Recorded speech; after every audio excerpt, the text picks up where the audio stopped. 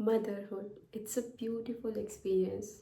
Of course it is. आपको पता है कि जब एक लड़की एक बेबी को डिलीवर करती है, उसके साथ ही उसकी बॉडी में बहुत सारे चेंजेस आते हैं। ऑफ कोर्स जब वो प्रेग्नेंट होती है उसकी बॉडी में अलग ही हार्मोन्स होते हैं, और डिलीवरी के बाद जो हार्मोन्स होते हैं वो एकदम से ड्रॉप जाते हैं। तो इसकी वजह से उसको काफ़ी प्रॉब्लम्स फेस करनी पड़ती है। तो मैं बात करूँगी अपने पर्सनल एक्सपीरियंस से।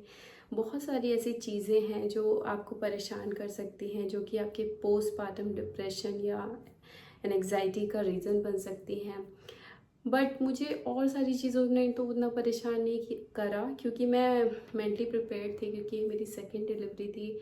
बट एक चीज़ जो मुझे पता थी, लेकिन मैं उससे फिर भी बहुत ज़्यादा परेशान हो गई थी, वो है हेयर फॉल।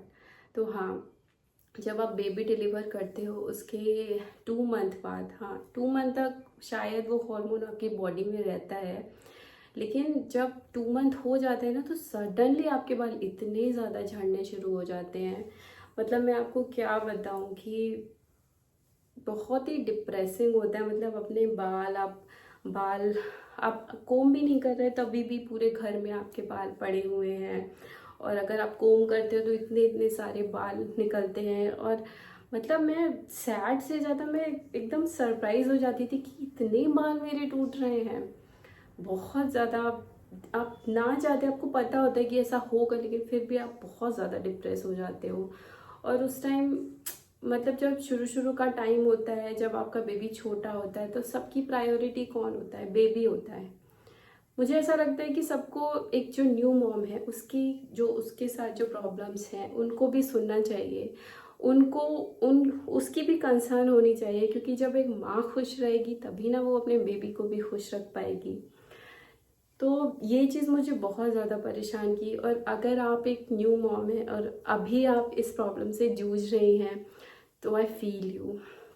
मतलब मैंने ये अभी मेरा बेबी 6 मंथ का हो गया है, और मैंने वो फेज़ देखा है कि मेरे बाल इतने ज़्यादा झड़ रहे थे कि मैं कोम भी नहीं करती थी तब भी पिलो पे, अगर कोम कर लेती थी तो इतने ज़्यादा झड़ते थे कि पूछो मत। तो तेल लगाने का तो दोस्तों मेरा मन ही नहीं करता था, क्योंकि जब मैं तेल लगाती थी तो फिर ऐसे करके ऐसे इतने सारे सारे बाल निकलते थे। तो मैं तेल बिल्कुल भी नहीं लगाना चाहती थी, क्योंकि मुझे लगता था कि और ढेर सारे बाल मेरे चले जाएंगे। और इसका क्या रीज़न होता है कि क्यों डिलीवरी के बाद इतने बाल झड़ते हैं? तो इसका रीज़न यही होता है कि एक हार्मोन होता है, जब आप प्रेग्नेंट होते हैं तो वो हार्मोन बालों को नहीं झड़ने देता है। हाँ, मैंने भी ये एक्सपीरियंस किया है जब मैं प्रेग्नेंट थी। जब शुरू शुरू में जब आप प्रेग्नेंट होते हो तो आपके बहुत ज़्यादा किसी किसी को हेयर फॉल होता है। मुझे भी हुआ था, शुरू शुरू में हेयर फॉल होता है ज़्यादा, फिर उसके बाद वो कंट्रोल हो जाता है। फिर जैसे ही आप 4 मंथ क्रॉस करते हो फिर आपका हेयर फॉल बिल्कुल भी नहीं होता। मतलब आप कुछ भी ना करो, कुछ भी अपने बालों की केयर भी ना करो, 4 4 5 5 दिन धो मत, 6 7 दिन बाद आप धो रहे, फिर भी आप देख रहे हो कि जब आप बाल धो रहे सिर्फ एक बाल आपका टूट रहा है। तो ऐसा ही मेरे साथ हुआ। तो जो बाल होते हैं उनके 3 फेजेस होते हैं गाइस। एक होता है ग्रोइंग फेज, और एक होता है रेस्टिंग फेज, और एक होता है शेडिंग फेज। तो जो प्रेगनेंसी होती है उसके जो हॉर्मोन्स कुछ ऐसे होते हैं कि आपके जो हेयर होते हैं वो रेस्टिंग फेज में चले जाते हैं, वो नहीं टूटते। आप कुछ भी केयर मत करो तभी भी वो नहीं टूटते। तो जब आपके प्रेगनेंसी का टाइम जाता है, जैसे जैसे आप डिलीवर करते हो, उसके बाद आपके हार्मोन डिसबैलेंस हो जाते हैं और वो सडनली ड्रॉप करते हैं। और उसके साथ ही मतलब 2 मंथ का जब बेबी होता है बाल बहुत ज़्यादा झड़ते हैं दोस्तों। बस मैं आपसे इतना ही कहूँगी कि एक फेज़ है जो निकल जाने वाला है। आप उस टाइम के लिए डिप्रेस हो सकते हैं। और मैं भी बहुत सारे वीडियोस देखती थी कि मेरे बाल झड़ना कब रुकेंगे, और थैंकफुली दोस्तों मेरे बाल झड़ना रुक चुके हैं। मतलब नॉर्मली तो जितना झड़ते थे उतना झड़ ही रहे हैं कि दिन में 50 100 बाल निकलना, लेकिन एक जो डिप्रेस कर देने वाला जो इतना सारा सारा बाल निकलता है ना दोस्तों, वो वैसा अभी थैंक गॉड नहीं हो रहा है। और बताऊंगी मैं कि क्या हेल्प किया। हेल्प तो मुझे लगता है कि जैसे जैसे टाइम बीतता गया, जैसे जैसे 5 मंथ होते गए, धीरे धीरे ना बाल जो झड़ना थे वो खुद ही कम होते जाते हैं, क्योंकि हार्मोन बैलेंस होना शुरू कर देते हैं। तो जो बाल आपके पहले नहीं झड़े थे जब आप प्रेग्नेंट थे और आपके बाल बिल्कुल नहीं टूट रहे थे, वो सारे बाल बहुत जल्दी टूट जाते हैं। उसके बाद वो जो सारे बाल टूट जाते हैं ना, फिर फिर उतने नहीं टूटते।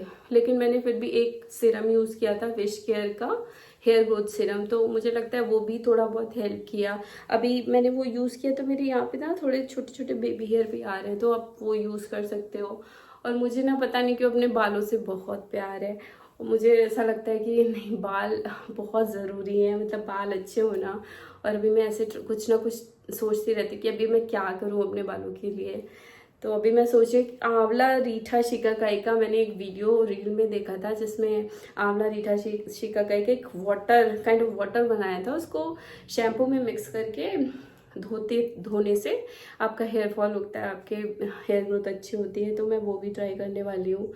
तो इस वीडियो को बनाने का पर्पस सिर्फ इतना है कि अगर आपके साथ ऐसा हो रहा है ना, आपकी डिलीवरी हुई है और आपको इतना ज़्यादा हेयर फॉल हो रहा है, तो जस्ट फील नॉर्मल। आपके साथ कुछ अलग नहीं हो रहा है, बहुत लोगों के साथ ऐसा होता है, सबके साथ ऑलमोस्ट 80%। कुछ भगवान की कृपा जिन पे बहुत रहती होगी उन्हीं के साथ शायद ऐसा होता है, क्योंकि उनका हेयर फॉल नहीं होता होगा डिलीवरी के बाद, लेकिन सबका होता ही है। तो मेरा भी हुआ है, आपका भी हो रहा है, और आपका भी बंद हो जाना है। सो इस वीडियो बनाने का मकसद बस इतना है कि आप परेशान मत होइए, अपने बेबी की केयर करिए और उसके साथ साथ अपनी भी केयर करिए। आपको जो भी आपको प्रोडक्टिव लगता है, आप अपनी केयर करिए, अपनी स्किन की केयर करिए। जो भी करने से आपको खुशी मिलती है करिए, अपनी हेयर की केयर करिए।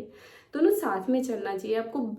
मतलब मुझे लगता है कि आपको बिल्कुल खुद को भूल नहीं जाना चाहिए कि आप अब एक माँ बन गए हो तो आप बिल्कुल ही भूल जाओ, कुछ भी नहीं कर रहे हो अपने लिए। तो वो चीज़ नहीं होनी चाहिए। और एट टाइम्स ऐसा भी होता है कि एक माँ के अंदर बहुत ज़्यादा गिल्ट आ जाता है, अगर वो कुछ अपने लिए कर ले उतनी देर में बच्चा परेशान हो जाए। तो ऐसा होता है, ये सब प्रोसेस है, ये सब सबके साथ होता है। एक माँ ही समझ सकती है। अगर आप एक माँ है तो आप समझ रही होंगी कि मैं किस मॉम गिल्ट की बात कर रही हूँ, क्योंकि आपके लिए आपका बेबी ही सबसे ज़्यादा प्रायोरिटी बन जाता है। बट आप खुद को भी ना भूलें, खुद से भी उतना ही प्यार करें जितना अपने बेबी से कर रहे हैं, और खुश रहें। Thank you guys.